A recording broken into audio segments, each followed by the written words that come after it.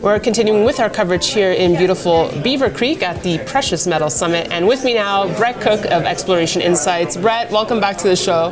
Great to be here. So last time you were on, which wasn't too long ago, we were talking about peak production, and you feel that peak production is at capacity. Yeah, I do sense, and the data backs this up, that we, as gold industry as a whole, it's going to be a lot tougher to increase overall production for the major miners. So if the major miners aren't increasing production, Brent, do they make good investments?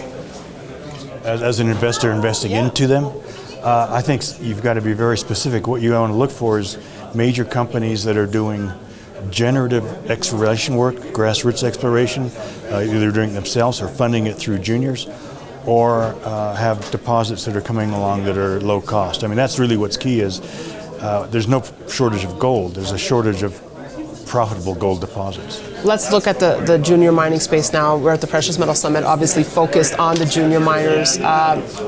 Sentiment was really bad at the start of the summer. Has it turned? Not really.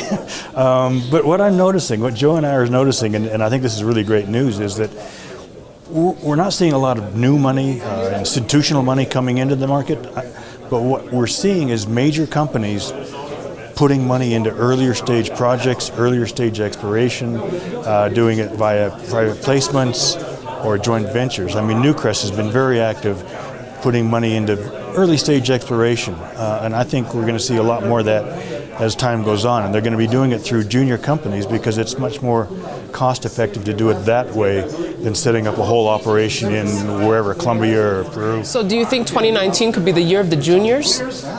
I think it's going to be the year of the discovery for sure. The year of discovery. Speaking of discoveries, I wanted to get your thoughts on that Mother Lode Gold project discovered in Australia.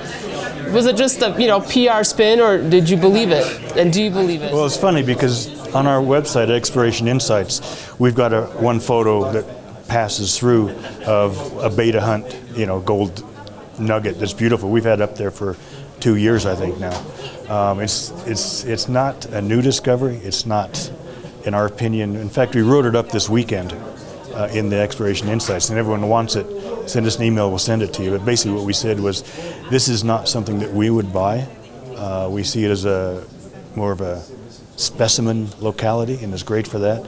But I don't think it's a deposit that's going to really, it's not a big deposit and not a great deposit. Interesting. But it's great specimens. That's where the money is in that. Any projects that you are really liking right now?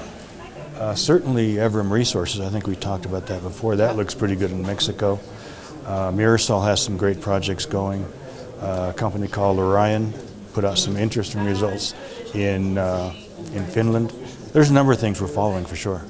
So still money to be made in the space right now? I think there's a lot of money to be made in discovery. You just got to identify them real early and make sure you know what you're doing, because if it doesn't work out, there's no exit. No exit. Brent Cook, always leaving on a dramatic note. Thank you so much for joining us today. You bet. And thanks for watching. We'll have much more for you on Kitco.com. Thanks, Brent. That was good. Yeah.